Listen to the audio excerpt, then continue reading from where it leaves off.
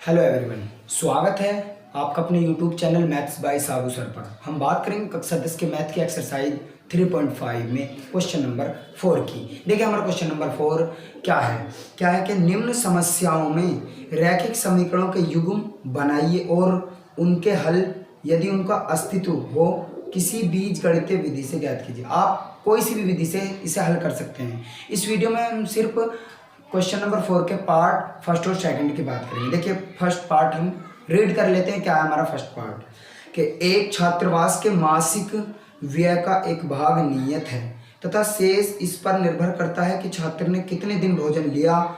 जब एक विद्यार्थी ए को जो 20 दिन भोजन करता है 1000 रुपये छात्रावास के व्यय के लिए अदा करने पड़ते हैं, जबकि एक विद्यार्थी बी को जो 26 दिन भोजन करता है छात्रावास के व्यय के लिए 1180 रुपये अदा करने पड़ते हैं। नियत व्यय और प्रतिदिन के भोजन का मूल्य ज्ञात करना। देखिए भाई, कोई छात्रावास है, उसका जो है मासिक यानी महीने का किराया नियत है, यानी उसने कह दिया जो भी हमारा है मंथली में मैं आपसे इतने रुपए लूंगा। लेकिन ए कोई व्यक्ति है, उसने भोजन किया 20 दिन, तो उसने जमा कितने रुपए किए 1000 रुपये, और उसमें हमारा क्या है नियत व्यय भी है। और कोई बी है, उसने भोजन कितने दिन किया 26 दिन, और उसने कितने रुपए जमा किए 1180 रुपये। तो हमें इसमें ज्ञात करना कि नियत व्यय यानी मासिक का नियत व्यय कितना है और हमारा प्रतिदिन का किराया कितना है। देखिए अब हम इसका पार्ट फर्स्ट करते हैं, किस तरीके से करेंगे। देखिए माना सबसे पहले हल ठीक है। माना मासिक नियत व्यय यानी खर्च। माना मासिक नियत व्यय x रुपये तथा प्रतिदिन भोजन करने का व्यय y रुपये है। हमने मान लिया कि एक महीने का जो है नियत जो उसने कितना रखा x रखा, और प्रतिदिन रोजाना भोजन करने का कितना रखा y। ठीक है। अब देखिए हम प्रथम शर्त क्या है। प्रथम शर्त क्या है। देखिए सबसे पहले प्रथम शर्त में नियत व्यय तो लगेगा ही। नियत व्यय प्लस 20 दिन भोजन करा उसने, 20 गुणा में प्रतिदिन भोजन का व्यय, प्रतिदिन भोजन का व्यय क्या रुपये जमा करे उसने नियत व्यय प्लस 20 दिन का प्रतिदिन भोजन अदा करने के उसने कितने रुपए जमा किए 1000 रुपये। ठीक है भाई। अब देखिए आपने नियत व्यय कितना माना x, तो x प्लस 20 गुणा में प्रतिदिन भोजन करने का कितना व्यय है y रुपये, तो कितना होगा 1000। इसको क्या मानेंगे आप समीकरण नंबर 1। ठीक है भाई, ये हो गया हमारी क्या समीकरण नंबर 1। अब आप द्वितीय शर्त देखिए। द्वितीय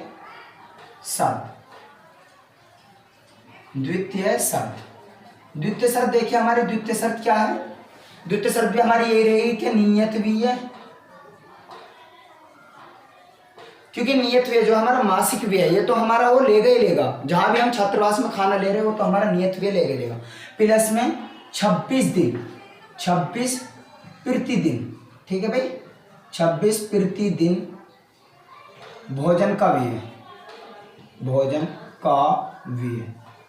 क्या रुपये जमा किए भाई उसने 1180 रुपये। तो आप देखें नियत व्यय कितना तुम्हारा x और प्लस में कितना हो जाएगा 26y बराबर में 1180। आप इसको क्या मान लेंगे समीकरण नंबर 2। अब आपकी समीकरण 1 और समीकरण 2 बन चुकी हैं। अब हमें इसमें क्या नियत व्यय भी निकल के आ जाएगा और हमारा प्रतिदिन का व्यय भी निकल के आ जाएगा। अब हमारा मैथ से कोई काम नहीं, देखिए ध्यान से।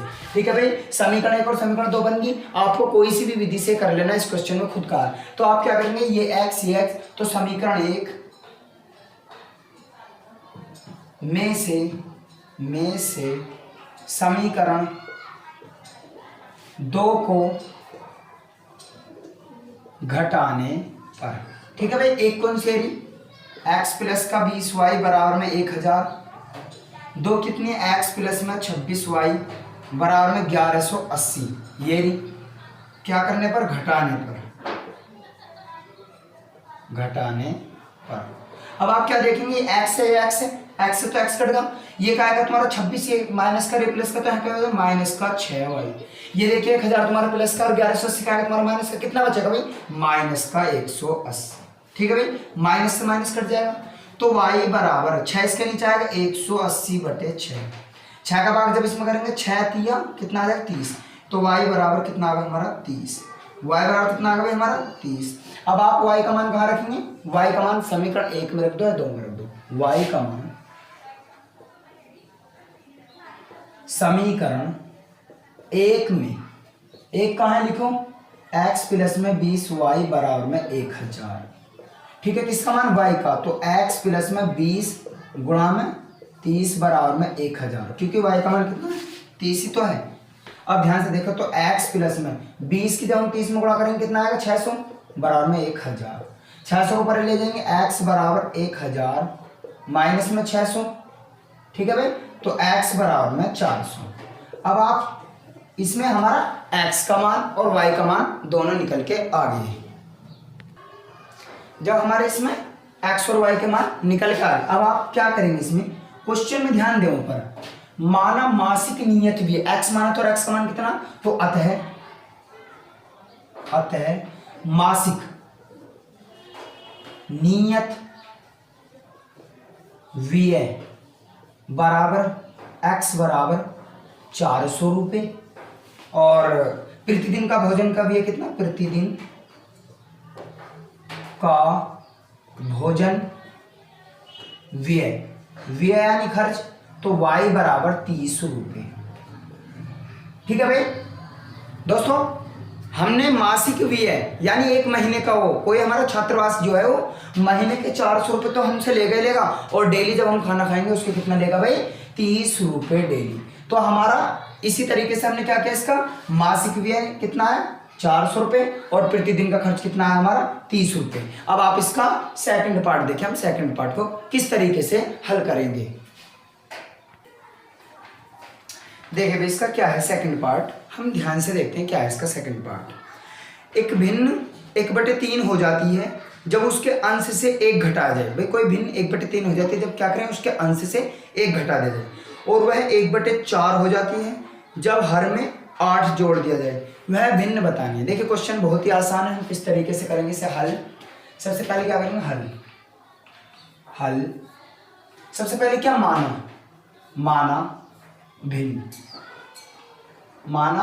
भिन्न बराबर क्या कर लिया हमने x/y मान लो। माना भिन्न x/y है। ठीक है भाई, अब देखिए प्रथम शर्त क्या है हमारी, प्रथम शर्त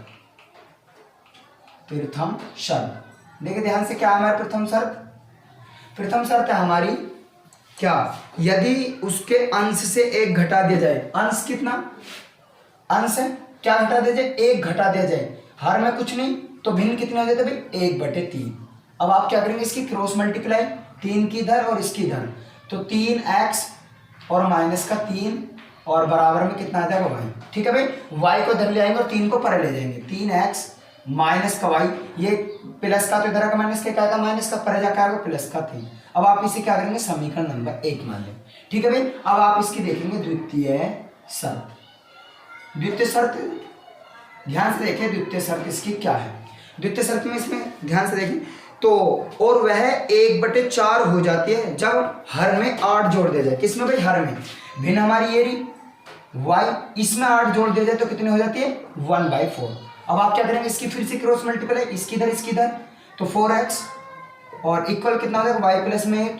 आप क्या करेंगे y को इधर ले आएंगे, 4x माइनस में y बराबर में कितना हो जाएगा भाई 8। समीकरण नंबर 2, क्योंकि ये प्लस का इधर आएगा माइनस का, 4 हमारा ऐसा का ऐसे रहेगा। ठीक है भाई, अब आप क्या देखेंगे इसे ध्यान से, y देखिए y हमारा y यहाँ भी माइनस का और यहाँ भी माइनस का है। ठीक है भाई, हमें भिन्न बतानी है, तो अब आप ध्यान से देखिए y हमारा यहाँ भी माइनस का है, माइनस का, यदि हम समीकरण 1 में समीकरण 2 को घटा दे तो y से y कट जाएगा और हमें x का मान मिल जाएगा। तो समीकरण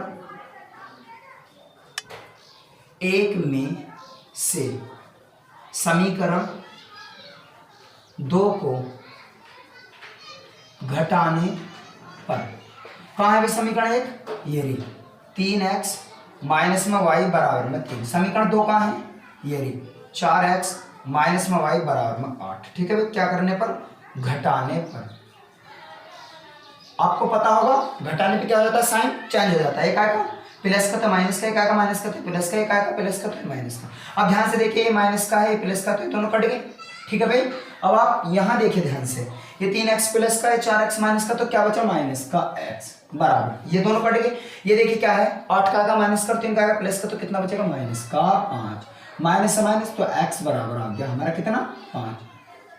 x का मान तुम्हारे पास आ गया। अब x का मान आप समीकरण 1 में रख दो या 2 में रख दो। x का मान समीकरण 2 में, ठीक है भाई, 2 कहाँ है, ये 4x माइनस वाई बराबर में 8। किसका मान, x का रख दो, तो x का मान यहाँ रख दो। ठीक है भाई, यहाँ देखो हमने रखा 4 गुणा में 5 माइनस में y बराबर में 8, कितना 20 माइनस में y बराबर में 8, 20 को परे ले जाओ। ठीक है भाई, माइनस का y और बराबर 8 माइनस 20, क्योंकि प्लस का रखा है माइनस का, तो माइनस का y बराबर कितना हो गया माइनस का 12, माइनस से माइनस कटेगा, y बराबर कितना होगा 12। अब आपके पास x का और y का मान आ चुके हैं, x और y का मान आ चुके हैं। कहाँ है भाई, ध्यान से देखिए, x का मान तो हमारा ये रहा 5 और y का मान ये रहा हमारा कितना 12, और हमें बताने क्या है, तो आपने भिन्न क्या मानी थी, तो अतः भिन्न बराबर x अपॉन y। ठीक है भाई। और अब ध्यान से देखेंगे क्या, x का मान कितना तुम्हारा 5, y का मान कितना तुम्हारा 12। ठीक है भाई।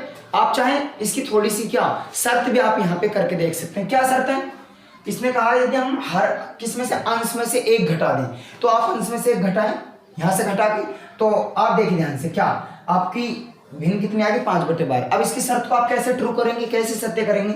इसने कहा यदि हम इसके अंश में से एक घटा दें, 5 में से एक घटाओगे 12, देखो ध्यान से, क्या 5 में से एक गया 4/12 और 4 एकम 4, 4 तिया 12, 1/3। देखिए 1/3 हुई नहीं हुई।